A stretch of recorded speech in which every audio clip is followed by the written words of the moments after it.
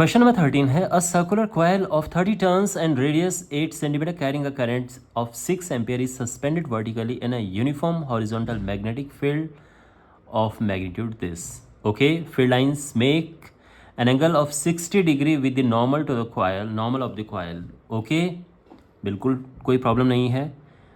Calculate the, मैं ये इसलिए कह रहा हूँ कोई प्रॉब्लम नहीं है बिकॉज जो एंगल होता है जिस फॉर्मूले की हम बात करेंगे उसमें मैग्नेटिक फील्ड, ये मैग्नेटिक फील्ड है और जो कॉइल का परपेंडिकुलर है इनके बीच का एंगल देखा जाता है. यानी देखो, मान लो कि कोई कॉइल ऐसे है तो आपको लग रहा होगा कि कॉइल और इसमें जो एंगल है वो मान लो कि 60 डिग्री है या 30, कुछ इस तरह से जो भी एंगल हो यहाँ पर. लेकिन हम ये एंगल नहीं देखते, हम देखते हैं ये एंगल. यानी कॉइल के साथ का एंगल नहीं देखते हैं, कॉइल के नॉर्मल के साथ का एंगल देखते हैं कि मैग्नेटिक फील्ड कॉइल के नॉर्मल के साथ कितना एंगल बना रहा है. और कॉइल का जो नॉर्मल है इसको हम कहते हैं एरिया वेक्टर. तो ये ए एंड बी के बीच का एंगल होता है. तो और इस केस में ये 60 डिग्री है. अगर क्वेश्चन में ये होता है कि कॉइल एंड मैग्नेटिक फील्ड जो है उसके बीच 60 डिग्री एंगल है तो हमें 90 से माइनस करना पड़ता. लेकिन यहाँ पर ऐसा करने की कोई आवश्यकता नहीं है. चलिए क्वेश्चन पर आते हैं. तो क्वेश्चन है कि ये इस तरह से सस्पेंड किया गया है, इनके बीच में इस तरह से एंगल है और हमें टॉर्क फाइंड करना है. तो क्वेश्चन में ये लिखा है कि टॉर्क हम कितना लगाएं कि कॉइल रोटेट होने से बच जाए. तो बात वही है, यानी काउंटर टॉर्क हमें लगाना है. यानी कॉइल जितना टॉर्क प्रोड्यूस कर रही है इस मैग्नेटिक फील्ड की वजह से कॉइल रोटेट होगी तो जितना वो टॉर्क होगा उसी के इक्वल का ये टॉर्क होगा उसको रोकने के लिए. तो बेसिकली हमने सिंपल टॉर्क ही फाइंड करना है. Torque tau is equal to N I A sine theta. Theta is the angle between A and B. तो ये टॉर्क है, हमें ये फाइंड करना है.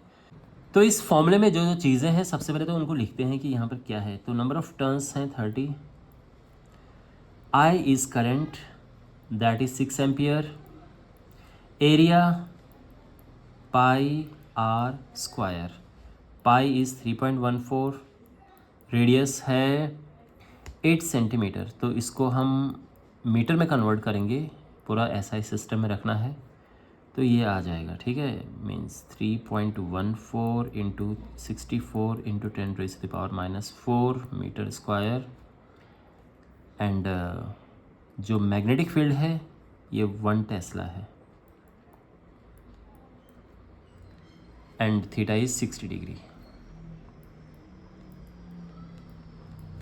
ओके, इन सब को यहाँ पे पुट करेंगे हम तो ये आ जाएगा therefore tau is equal to N is 30, current is 6, area है ये 3.14 into 64 into 10⁻⁻⁴, B is 1 and sine 60. Sine 60 √3/2 होता है. और बस अब सब कैलकुलेशन का खेल है यहाँ पर. तो 30 इंटू 6 इंटू 3.14 इंटू 64 और √3/2 ये हो गया एंड 10⁻⁻⁴. ये इससे कटा, ये 3 आया, 3 3 9 और ये सब आप कर लेना मल्टीप्लाई.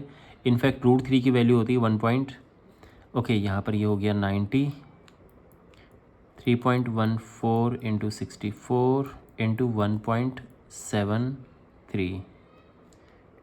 ये आप यहाँ पे वैल्यू पुट कर सकते हैं 10⁻⁻⁴. और जो इवेंचुअली आंसर आएगा that would be 3.133 newton metre. ये आप कैलकुलेट कर लेना. ओके, सब मल्टीप्लाई वगैरह करके कैलकुलेट करके ये हमारा आंसर आएगा.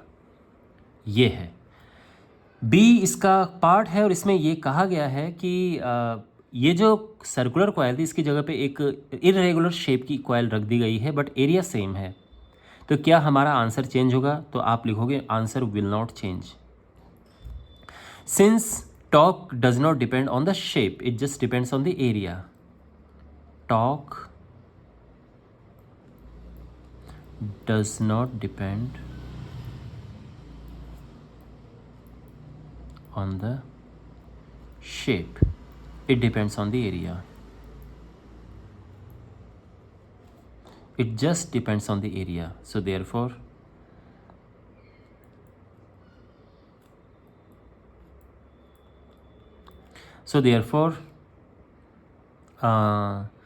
talk will not change. Talk will not change, or the answer will not change if it is replaced by any other irregular shaped coil. Okay, तो will not change, बस मैंने ये लिख दिया है, बाकी आप समझ सकते हो किस तरह से लिखना है.